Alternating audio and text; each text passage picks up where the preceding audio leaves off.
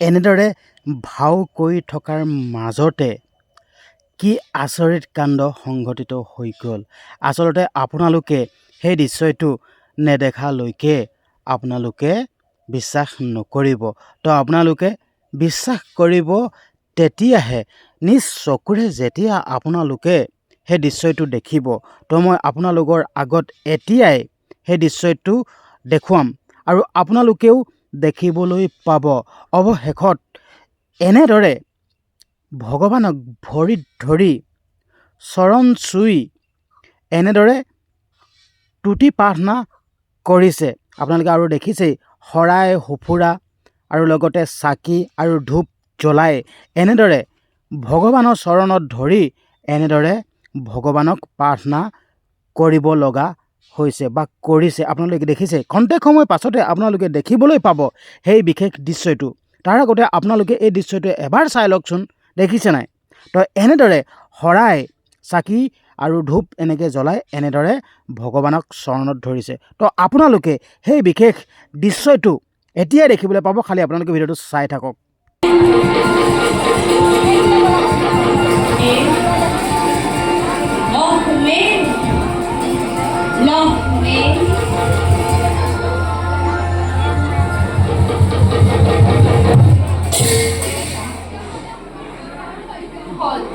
মইতো বিষ্ণুপ্ৰিয়া লক্ষ্মী নহয়।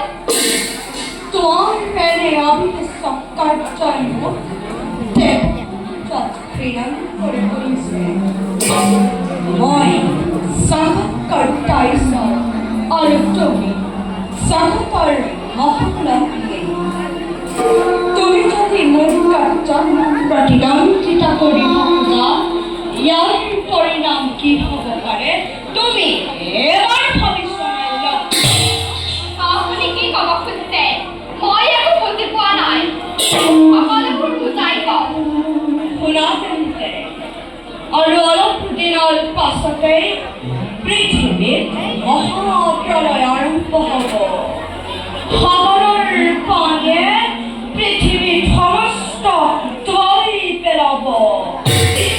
তাৰ লগতেই তুমি বৃহৎ সাধন কৰি মোৰ সৃষ্টি ধ্বংস কৰিবলৈ গৈ জলত জানিবৰণৰ হেতু তুমি সাগৰত ডুবকৈ থাকিব লাগিব। আপোনালোকৰ আলোচনাত যদি শিৱৰ ভাৰ্যা পাৰ্বতী আৰু ব্ৰহ্মাৰ কন্যা সৰস্বতী থাকিব পাৰে, তেন্তে মই কি কাৰণে অযোগ্য হলো যে আপোনাৰ পত্নী হৈও আলোচনাত ভাগ ল'ব পৰা নাই? এই কথা তোমাক কোনে ক'লে লক্ষ্মী? মোক কোনেও ক'ব নালাগে, মই নিজেই জানো। মই জানিব পাৰিছো তুমি নাৰহৰ চক্ৰান্ত পৰি এনে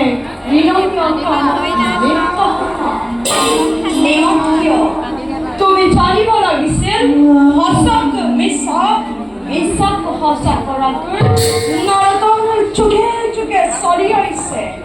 আৰু চতুৰ্থ ক্ৰিয়াত নাৰদক তুতকীয়া হিচাপে জনা যায়। নাৰদ এজন জ্ঞানী মানি ঋষি, ইমান কেতিয়াও বিচাৰ আশ্ৰয় নলয়। আপুনি মোক প্ৰতাৰণা কৰিছে। এই পৃথিৱীৰ ভিতৰত ব্ৰহ্মাৰ কন্যা সৰস্বতী আৰু শিৱৰ ভাৰ্যা পাৰ্বতীৰ সমান জ্ঞানী মানি সুন্দৰী নাৰী আৰু অন্য কোনো নাই। বিষ্ণুপ্ৰিয়া লক্ষ্মীৰ সেই ক্ষমতা আছেনে? নাই। তাৰ প্ৰমাণ দেখুৱাইছো আৰু প্ৰতিদ্বন্দ্বিতাৰূপে থিয় হৈছো। যদি ক্ষমতা আছে, প্ৰতিৰোধ কৰক। তুমি গম্ভীৰ, তুমি গৰ্বিত, তুমি অতি বিষ্ণুপ্ৰিয়া লক্ষ্মী নোহোৱা। তুমি কোন জানা? তুমি কোনোবা এজনী দানৱী। ইয়াৰ পৰিণাম কি হ'ব পাৰে তুমি এবাৰ ভৱিষ্যলৈ পৰিণামলৈ ভয় কৰি লক্ষ্মী কৰ্তব্যত আগবঢ়া নাই। বিষ্ণুৱে বুজক, এই লক্ষ্মীক অৱহেলা কৰা পৰিণাম কিমান ভয়ংকৰ।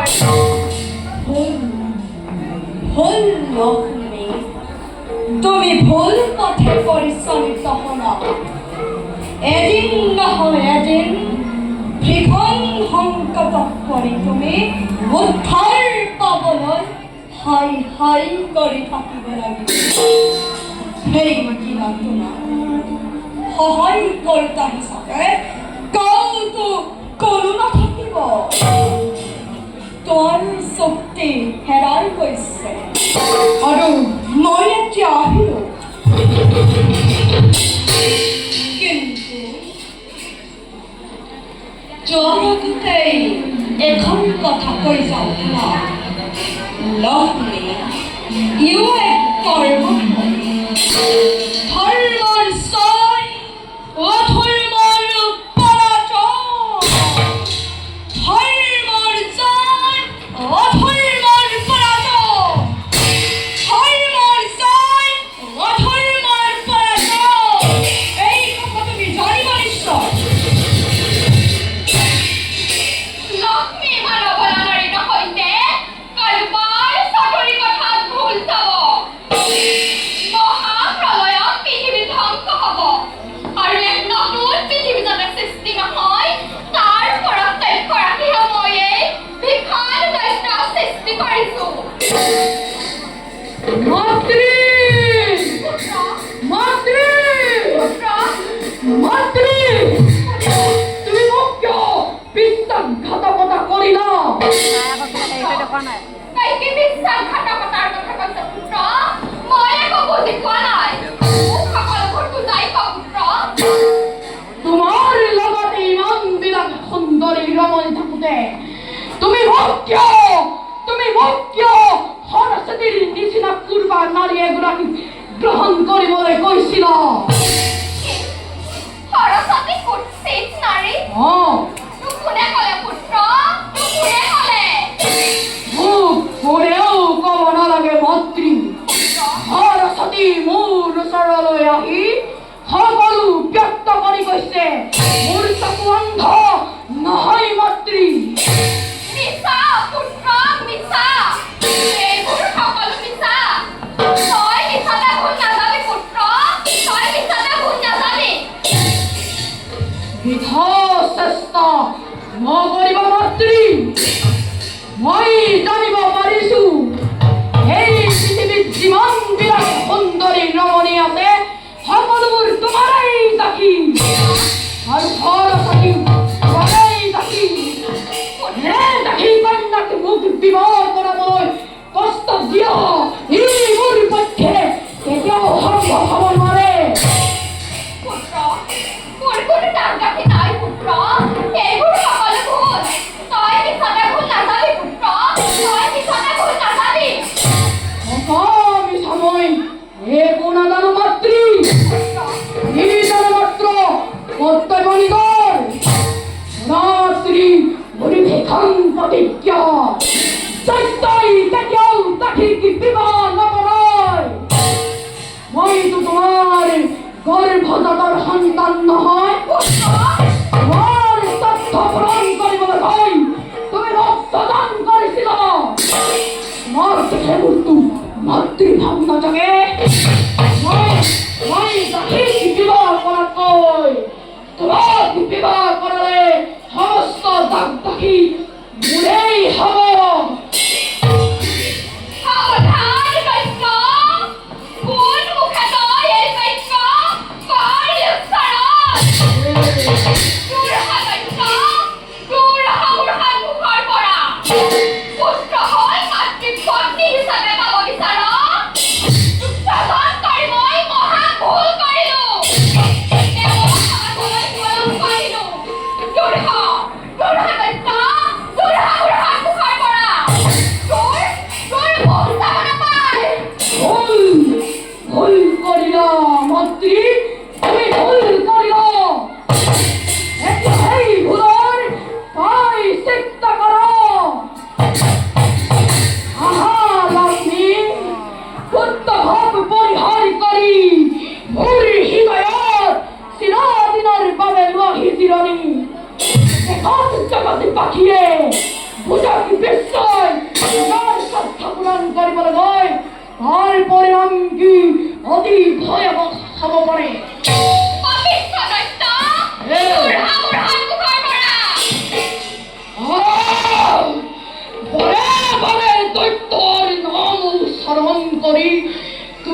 অপমান কৰিছ আহা আহা লক্ষ্মী আহা আহা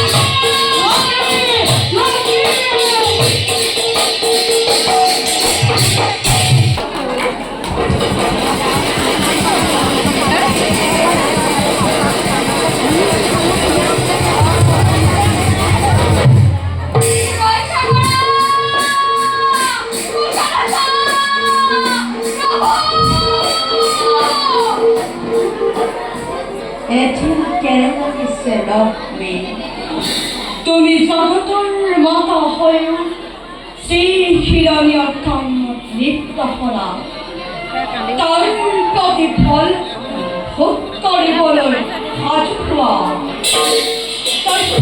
স্বজন কৰি মোৰ সৃষ্টি ধ্বংস কৰিবলৈ ধৰি এতিয়া লজ্জা নিবাৰণৰ হেতু সৌভাগৰৰ মাজত ডুব গৈ থাকিব লাগিব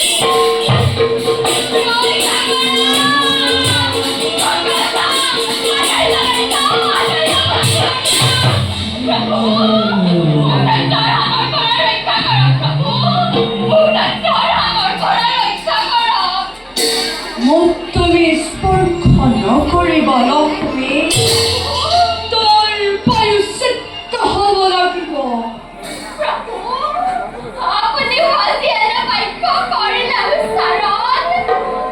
মই উচ্চাৰণ কৰা নাই লক্ষ্মী তই জগতী বাকীৰ আগত উচ্চস্বৰে চিঞৰি পচৰি কৰি কৈছো লক্ষ্মীয়ে হেনো তাৰ একমাত্ৰ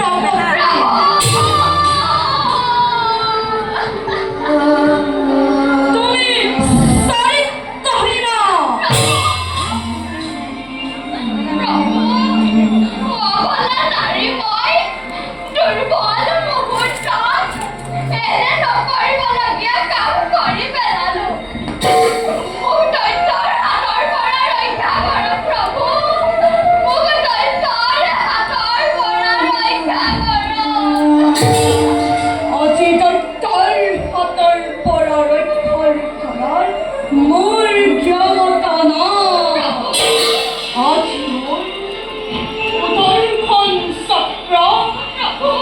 সাধারণ মস্তক পরিণত হন। প্রভু ক্ষমা করো প্রভু ক্ষমা করার প্রশ্নই না প্রভু যেহেতু তুমি দৈত্যের পত্নী, সেই সময় তোমাক পরিত্যাগ করিল।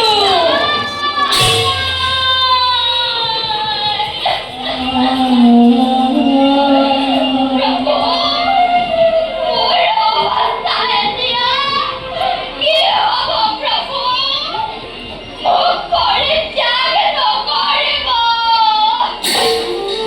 স্বৰ্গ, মৰ্ত্য, পাতাল, এই তিনিও লোকত লোকাই তুমি সত্তৰ ভাগৰ পৰা হাৰিব নোৱাৰিবা।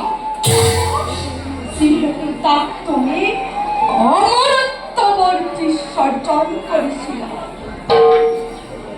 প্ৰভু মোৰ বিষ্ণুৱে শ্ৰেষ্ঠ মোক আপোনাৰ সুদৰ্শনে পুত্ৰ স্থানত কৰি মহাসাগৰত পেলাই দিয়ক মই তাকেই কামনা কৰিছো প্ৰভু মই তাকেই কামনা কৰিছো তথাই বিষ্ণু, প্ৰভু তথাই লক্ষ্মী হৈও এই বৈকুণ্ঠপুৰী মন কৰি থাকিব লাগিছিল। কিন্তু ভাগ্যৰ যে কি বিড়ম্বনা, তোমাক যে মই অকালতে হেৰুৱাব লগাত মই যে কিমান মৰ্মান্তিক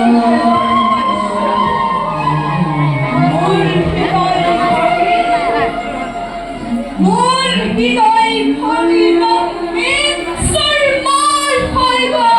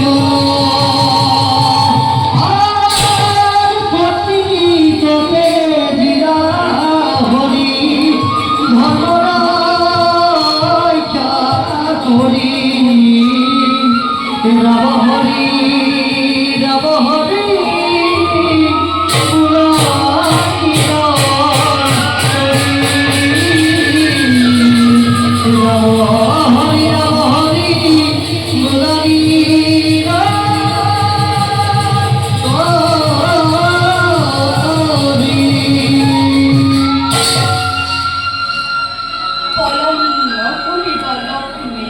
প্ৰভু তোমাক সমস্ত পাপে আগুৰি ধৰিছে। প্ৰভু তুমি মহাসাগৰৰ ফালে তল মাৰা। পিছলৈ ঘূৰি নাচাবা লক্ষ্মী। মহাসাগৰৰ ফালে তল মাৰা। বিদায় বিদায় প্ৰভু বিদায়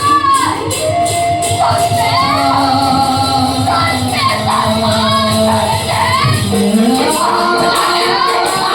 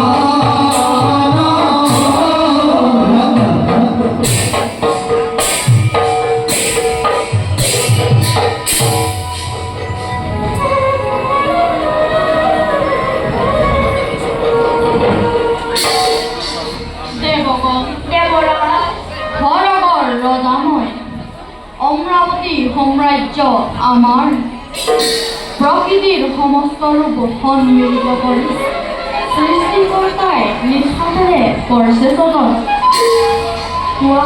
কোৱাহে অমৰ মণ্ডলী, এই অমৰাৱতী নহয় জানো দেৱতাৰ আপোন সম্পদ?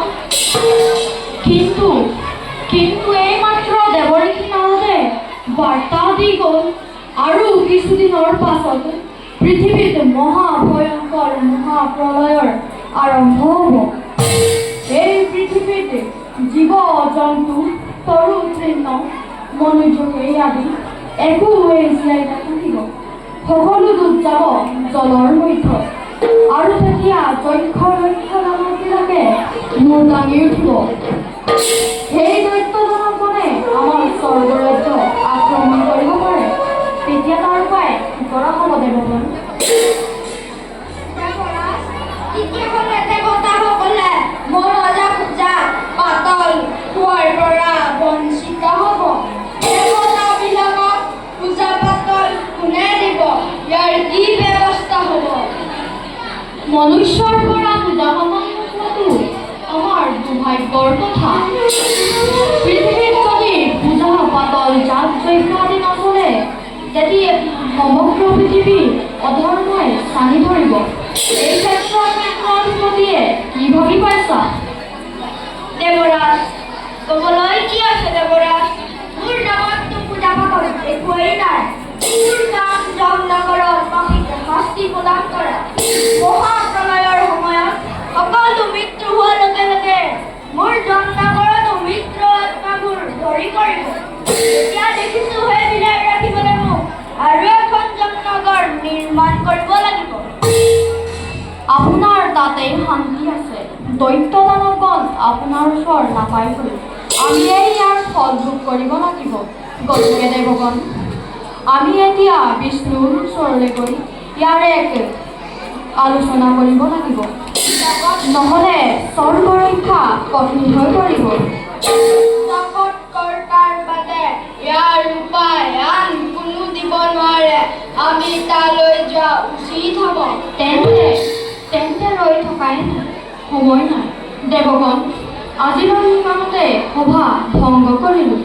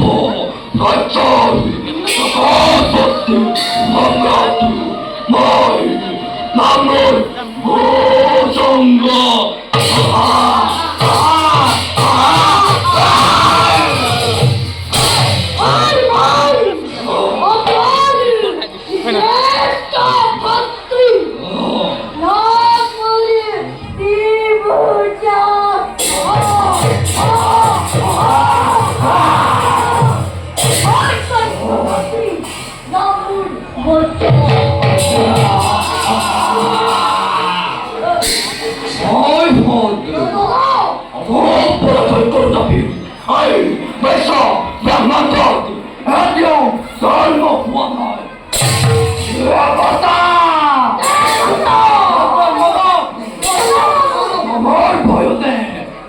হয়েছে পলায়ন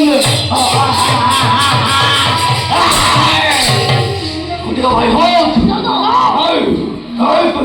আওয়াজ তো দেখ জয় করে আচ্ছা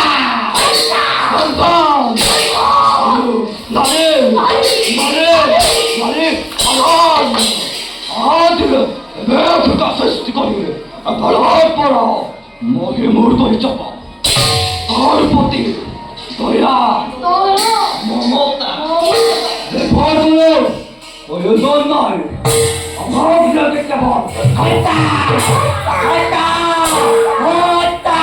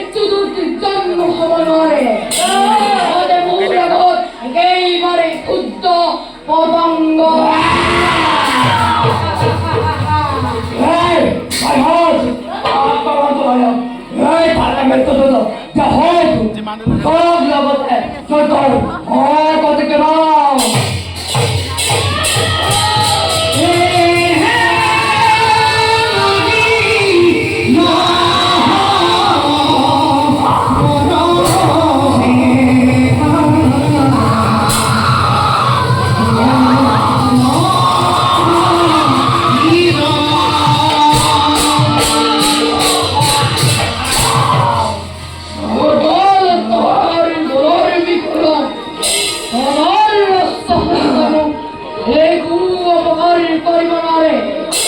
সুতার যদি প্রাণই মমতা আছে, মূল সড়ক ক্ষমা খুশ মনে রক্ষা নাই তাদের মূল সড়ক। আমি আমার রক্ষা করো, রক্ষা করো।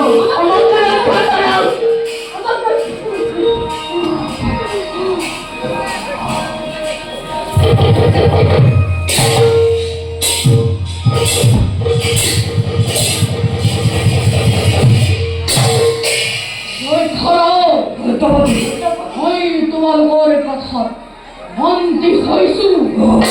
মোৰ নাম হৈছে হয়দৈত্য। পৃথিৱীৰ ভুল ভাৱ হৰণ কৰিবৰ কাৰণে নব্যে মোক স্বজন কৰিছে। মোৰ মৃত্যু কোনেও ঘটাব নোৱাৰে। বজ্ৰহৰিৰ মোৰ স্বভাৱ সকলোৱে।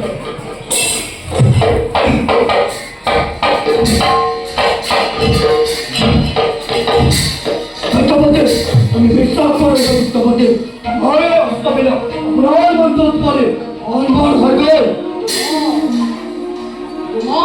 তোমাকে আজিৰ পৰা আমি একেলগে মিলি ঘোষণা কৰিব লাগিব। তোমালোকে ভয় নকৰিবা। আমাক বাধা দিবৰ পৰা শক্তি আৰু নাই। পৃথিৱীত মহাপুৰৰ সূচনা হ'ব। মহাসাগৰৰ জলধাৰাই ডুবাই গোটেই জীৱ জন্তু গছ গছনি সৰু চিহ্ন মনুষ্য কোনো হাৰি যাব নোৱাৰিব। আমি দৈত্যবোৰে মহাসাগৰৰ জলধাৰাত বিচৰণ কৰিব পাৰিম।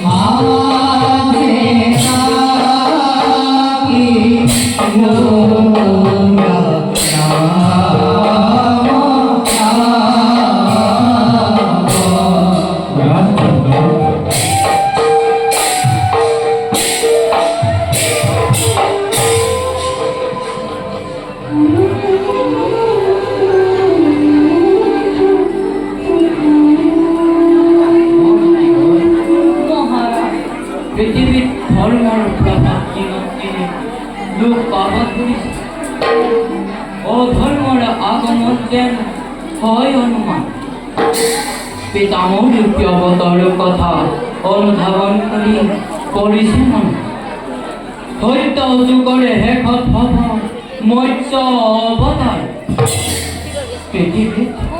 পৃথিৱীত হ'ব এক মহাপ্ৰলয় মহাসাগৰৰ তলত ডুবাব সমস্ত পৃথিৱী নাথাকিব এক জীৱ জন্তুৰ গছলতা তৰুতীৰ্ণ এই হেতু মন হেৰাব ধৰিছে ধৰ্মৰ নহয় জানো মন হয় মহাৰাজ মহাৰাজ আপোনাৰ পিতৃদেৱ পৰম ভাগী মহাজ্ঞান তেওঁ কৈছিল যে পৃথিৱীত মহাপ্ৰলয় মংগলৰ ঠাই অনদী পৰে গতিকে সেইদিনা আৰু বেছি সময় নাই মহাৰাজ আপুনি চিন্তা নকৰিব একচিত্তে মানে ভগৱান শ্ৰী কৰক আৰাধনা এই কথা সঁচা মন ভগৱানৰ বাহিৰে আমাক কোনেও একো কৰিব নোৱাৰে বাৰু মন্ত্ৰী ঋষি মুনিগণক মাতি আনি